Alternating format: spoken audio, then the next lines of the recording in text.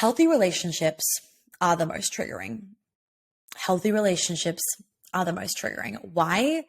Because when you're in a healthy relationship, people don't bottle up stuff. People don't not say things and then exploit it onto you the next day.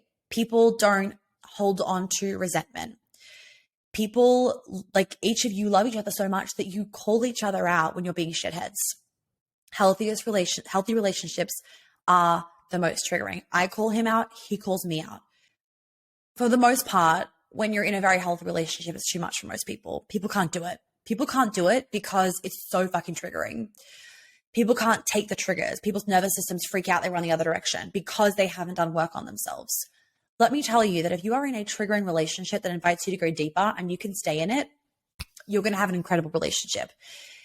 I also understand that for some of you, might not be able to deal with triggers right now. That's okay.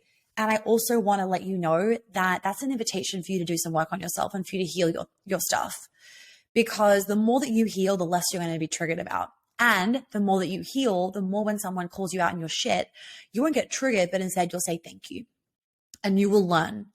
And I have learned so much more about myself and my personality and the way that I want to show up in the world and all that kind of stuff by being in this relationship.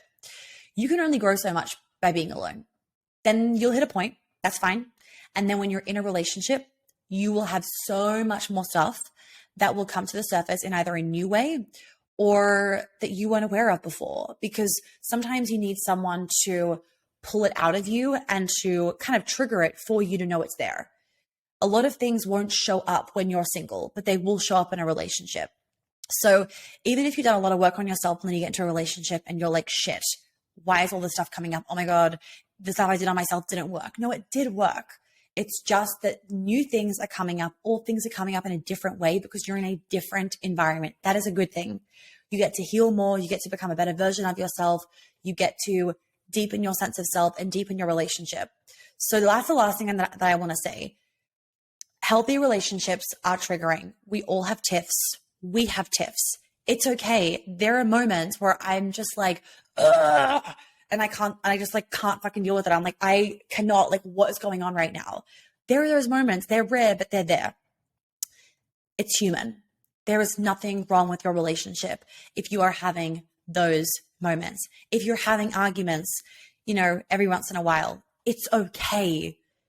It doesn't mean you need to break up. It doesn't mean that you're in a trauma bond. It means that you are two humans being in a relationship together and you are bringing two completely different worlds. And when I say worlds, I mean upbringings, trauma, wounds, values, beliefs, whatever. The way that you show up, your personality types, you're bringing them together. There's going to be shit that comes up. There's going to be moments where you want to pull your hair out. If you can stay and communicate and work through it and try and connect deeper and understand each other more, you're going to have an incredible relationship. Running might feel easier, but it isn't always going to give you the best result.